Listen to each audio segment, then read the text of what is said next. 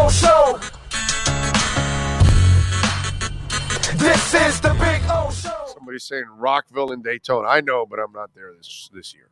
Maybe next year, Sean and I will be there covering it and enjoying. All right, let's talk a little hockey. Let's talk a little legacy.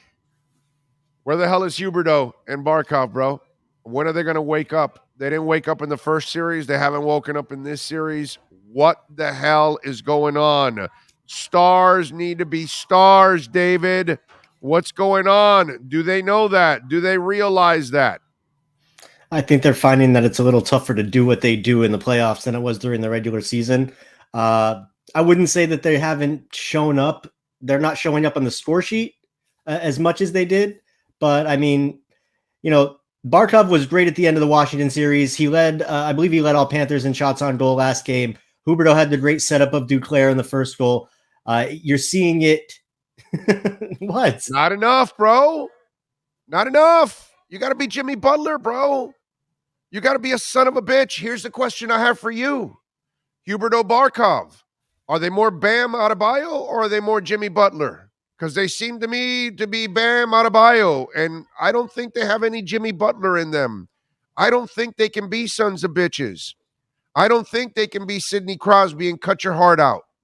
I don't think they can do what Lemieux used to do. I don't think Wayne Gretzky was beautiful with his golden locks, and then he would cut your heart out.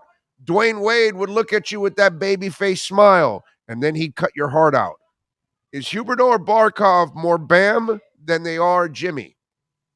Well, you remember Huberdeau last year in the playoff series had 10 points in the 6 games, so it's not like they haven't shown it in the past. But I mean, that's a pretty harsh candle to hold guys to when you're talking about Wayne Gretzky, Sidney Crosby, Mario Lemieux, Dwayne Wade. I mean, you're talking about best of the best. Jimmy Butler. I want you to be Jimmy Butler, bro. Be Jimmy Butler, please. No, that's what we need to see. Like we saw it in game 1 from Nikita Kucherov. He just kind of coasted around for half the game, but when the shit hit the fan and when they needed him to show up, he was out there and he was making plays, and they ended up being game-winning plays. So, no, I'm not saying that they don't need to do more than they are. I'm not saying they're not capable of it. We just need to see it. Oh, I know they're capable of it. I know the good Lord gifted them with that talent, but I mean, dude, if you think you're going to win a Stanley Cup and your 2 best players aren't going to be the best and you're not going to score in the power play, I don't know what the hell we're waiting for. You know what I'm saying? And I'm not panicking after the first loss here, but I am pissed that they didn't learn anything from the last one and that now you're already in another hole and you still can't score in the power play and your 2 best players are not playing like they're supposed to play. And to me, you already got past the first round without the power play and without your 2 best players being their best. You just can't keep rolling the dice this way. It's going to come up snake eyes. That's basically it. Like you need to see the results. Like when I wouldn't say that Barkov and Huberdeau aren't playing the way they usually play, but the results aren't there. And at the end of the day, that's what has to happen. You saw, like in game 1, you saw pieces of it. Like I said before, like Huberdeau and his line with Bennett and Duclair, they were great in the first period. They scored the first goal. They were creating chances. They were controlling puck possession. And then as the game went on, it happened less and less. With Barkov, like you don't notice him as much as you are accustomed to seeing him in the regular season. And look, it's the playoffs, and I get all that. But at the end of the day, the cream's going to rise to the top, and the stars that are the biggest stars are going to shine on the biggest stage. Now this is their opportunity. They've never been on a stage this big before. So this is where they need to step up and show that they are those guys. Will Connor David cut your heart out? Connor McDavid? Yes. Would he? Dude, he'll cut it out. He'll throw it on a bed of rice, preheat it in the oven for 450 degrees, and serve it to you for dinner. Connor McDavid is on another level. You can't compare him to anybody in the league right now. Connor McDavid is the best player in a generation. So do you think these guys can have any Butler in them, or are they more? Because we've been doing this with Bam too. It's the same shit, by the way. Well, which, by the way, I've already reached the point too with Bam. He'll never be that. It's not in him to be a SOB. It's not. He has no Alonzo Mourning in him. He just doesn't. It's not in him. You know what I'm saying? And so I can't expect that from him. So I'm asking you, will Jonathan Huberdeau and Barkov by this time, does it look like they can ever be those kind of guys? Those kind of guys, I hesitate to say, only because there's an alpha gene that those kind of guys have, that they have a nose for the net. They score in the hard times. Huberdeau and Barkov are amazing hockey players, but they're not shoot first mentality alpha type guys.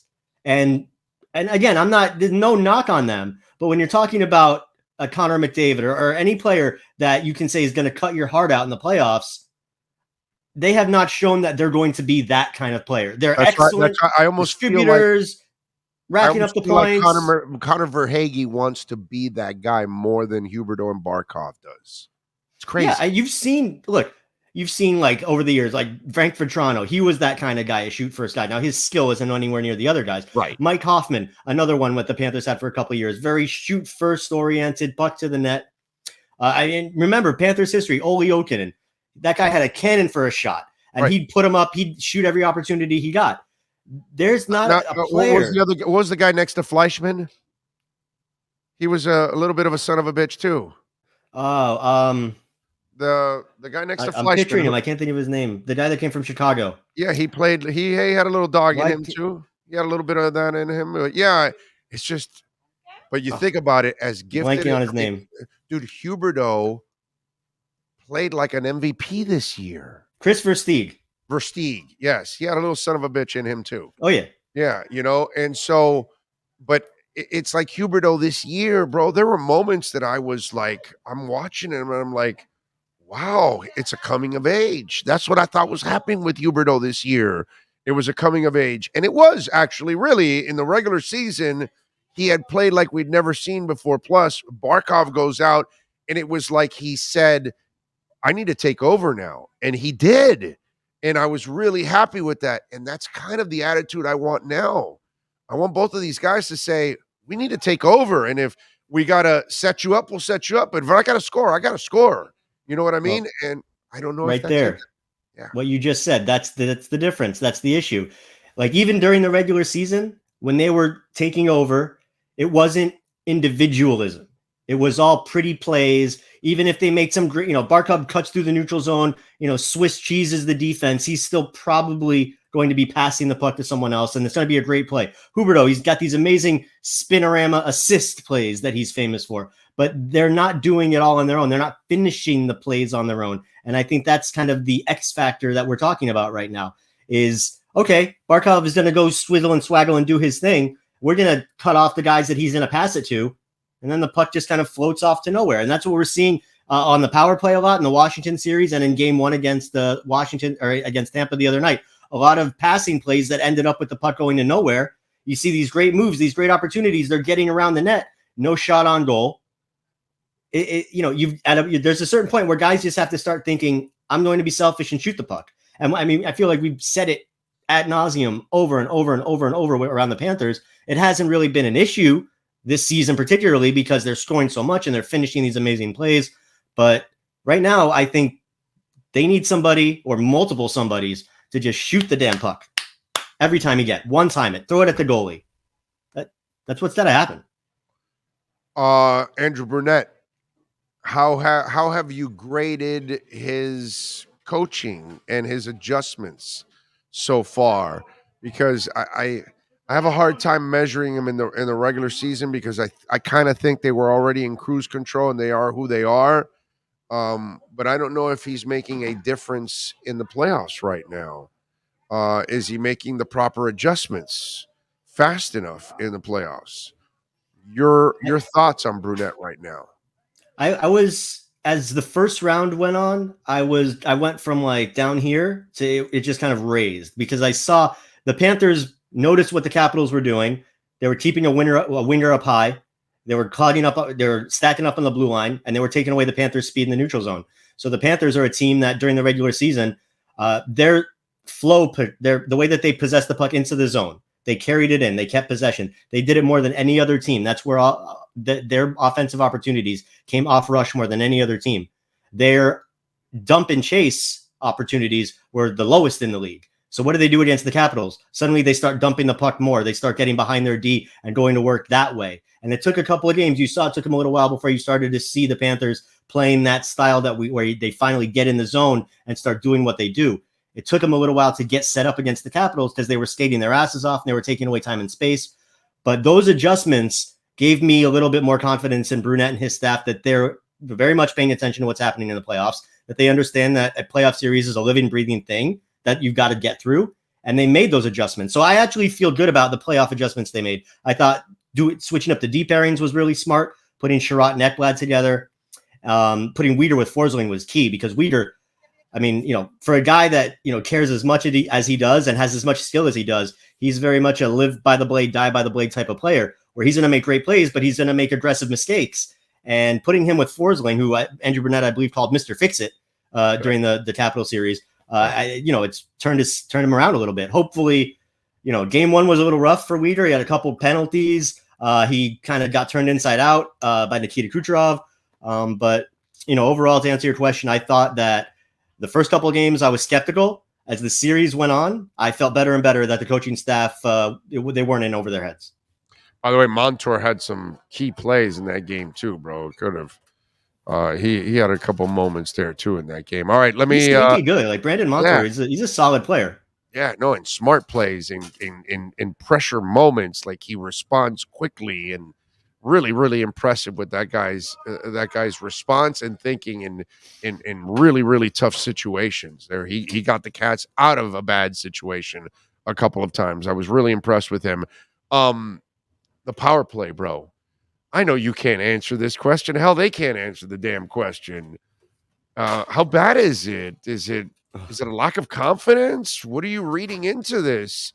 0 for 21. You're into the second series. I don't know what the hell the record is. Is there a record? Somebody keep a track of this. But they must be they either have the record or approaching the record. But who the hell has done this in the playoffs, and how long can you survive? Because that's what frustrated me early on in that Tampa game.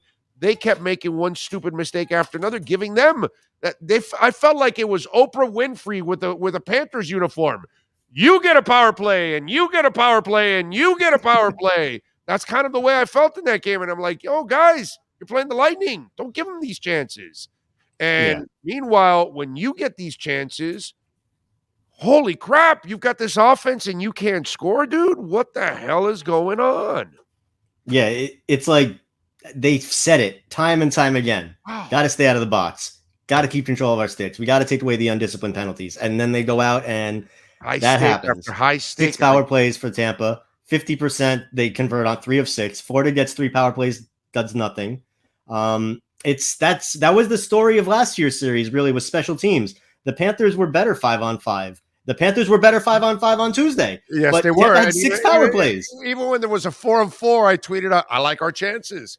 If it's all even, I like our chances. But guys, let's stop with the stupidity already, bro. Come on. It's getting to the point where, like, if the Panthers see that the ref has his arm up about to call a penalty on Tampa, they should send like 4 guys over the boards and just get a too many men on the ice penalty and just go 4-on-4 instead of taking the power play. Because they, again, even strength, they look good. And 4-on-4 with the extra ice, I think it's even more to their advantage. So let's, this would be a completely new strategy, but I'm the way the power play has gone. You know what? You can't decline the penalty. So let's just, accidentally shoot the puck into the seats, whatever you need to do to get it to be 4-on-4. I think that might be a little bit more productive than the power play because it's frustrating. And I think, and last game, I was pulling my hair out was like what I was saying before, too many passes. Like just get pucks on net. Yes. Just get a couple of one-timers. Like you don't need to get, like, I get it. You guys, they are excellent players. They can pull off these plays, but it's going to get harder and harder to do it the deeper you get into the playoffs. Pucks on net. I'll wear a hat that says it across, and then attack the net and play the rebound too. What the hell? Yeah. Well, and look at Tampa, to their credit. Exactly. They were blocking a shitload of shots in game 1. Like I was really impressed with how they were selling out along the boards to win puck battles, to block shots. Tampa was on their game, and I hope Florida had their eyes opened a little bit and saw, okay, that's like we're in the big game now. Like the Capital series, that was fun, that was cute, that was round 1. Now you're playing the 2-time champs that hate your guts, And like, you want to talk about cutting out your soul? Tampa's going to cut out your soul if you don't get your shit together right now. Yeah, no, you're right about that. And you know what? This is a team that can score on Vasilevsky, and they've proven that the last couple of years. Yes. Who else can do that but the Panthers? But there's only one little thing I'm a little concerned about. That Vasilevsky dude is starting to heat up, and he's starting to look pretty good. And you're like, God, I hope he's not like returning to like elite form right now at this moment, because I saw a little bit of that the other night, and I'm like, oh God, I don't want to see this. You know what I'm saying? He's a guy that you'd never want to give the lead to. If you could get in early, you could keep it tight. If Tampa's got a lead in the third period, he's always going to take his game to another level, and he's already the best goalie in the world. Yeah, I get like Igor Shesterkin probably had a more consistent season, and he'll get accolades for it. He wasn't the Vasilevsky that we're all spoiled with this season. But the other night, I was like, holy crap, this, and he looked like that too, by the way, at the end of the Toronto series too. He started to kind of come around a little bit in that Toronto series. So it's like, oh crap, dude. I hope he's not playing, because the Panthers have been able to score on him the last couple of years. So yeah, they're probably the only team that's scored on him with any kind of consistency over the last 2 seasons. So it's not like they haven't shown that they can get his number, but you get in his head a little bit. Yeah, you give him confidence. Yes. Don't do that. Like, this guy is not human.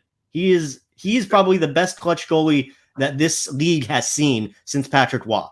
Like, he is on another planet. I like watching it because I'm a goalie and I'll nerd out. But Bordeaux were on a roll in those days, bro. Those guys. Yeah. That's we were spoiled. Yeah. Those were special right there. Yeah.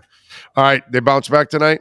They have to, right? This is a must win. They have to. This is a must win. You saw what happened last year. You can't lose game 1 and 2 at home to Tampa. Right. Like, if that can't happen, you're not going to win 4 out of 6 with half the games on the road. You need to, and after what happened in game 1, you got to make a statement that this isn't last year. Yeah, it'll be tough. The one thing that concerns me right now is Verhaeghe's maybe been your best player in the playoffs, most consistent, and he's a game time decision today. But by the way, you lose tonight, it's 4 out of 5. You got to win. Yeah, exactly. 4 out of 5 with 3 on the road. Yeah, you're not doing that. You're not doing it. If you lose, nobody's going to come out and say must win game 2, but we know it's a must win game 2. And by the way, the other thing I talked about this earlier in the show. This is so meaningful in so many different ways. One, you have to justify the season you just had. Going out in the second round would not do that. Going out to Tampa again, that would be just absolutely debilitating. And then number 2 is, it is so important to have the deep run, possibly get to the cup or even win it, because you're finally trying to get over the hump of selling hockey to South Florida. And in order for us to get the average to less than average fan or whatever, or somewhat interested fan to get on board, you have to win and you have to go overboard. You have to prove that you're the bomb. And if the Panthers fail in the second round, it makes it that much harder for the front office and sales and everybody to sell the team that, hey, yeah, we're great, and fill the place up next year. People will still say, same old Panthers, even if you lose in the second round, not the first round, even in the second round. It'll make it that much harder again to continue to sell hockey to the average so-called fan. Yeah, you know how this, it's a star bleeping town. I always say it. They love their winners. And it's just funny, how the Panthers have come such a long way from a team that, made the playoffs once in 2 decades, whatever it was.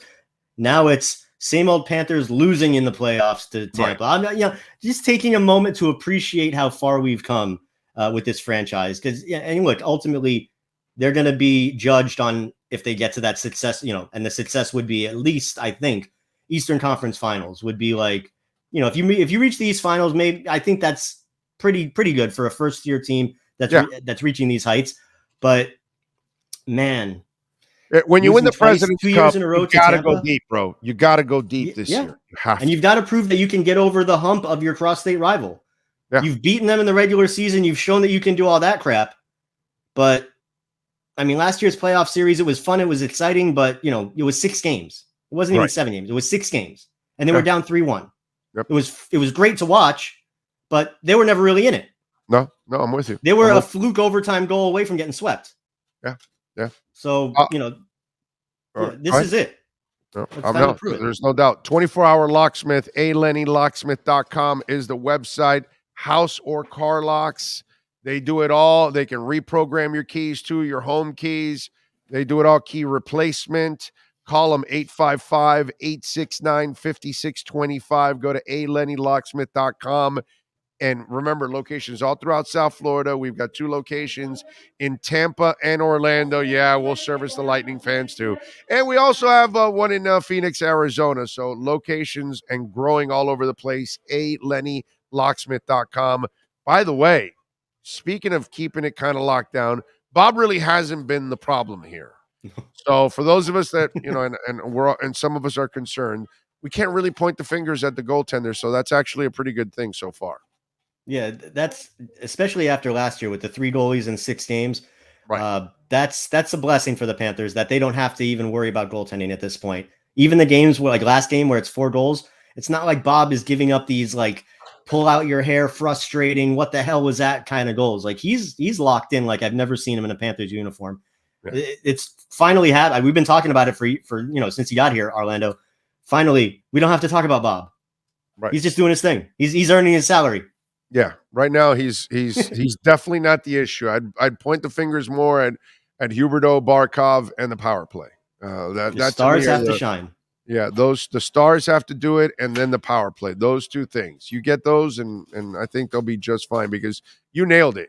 When we're even strength, it's obvious. Just like watching the Capitals game, it's like, holy shit, dude, Panthers are way better, bro. They're the better team. Just don't get caught up in any of the other crap and you'll win. You know what I mean? So let's hope they can handle it. What are you working on, by the way, at WPLG or Chirping the Cats podcast? Tell them about it. Yeah, I actually just posted a nice Tampa series preview with Eric Erlinson, who's been covering the Lightning forever. That just went up. It's on, on all the Chirping the Cats podcast, all the podcast networks. And like, honestly, Bigo, what I'm working on right now is this like ridiculous excitement that I have after listening before I came on the air. I was already super pumped up for the Top Gun sequel. Oh yeah. Now I'm like going nuts. Yeah. Yeah. Me too. Super jacked. I just keep hearing things about it that is my God. Yeah. Well, I wasn't sure what to expect in terms of like reviews and like I was going to watch it no matter what.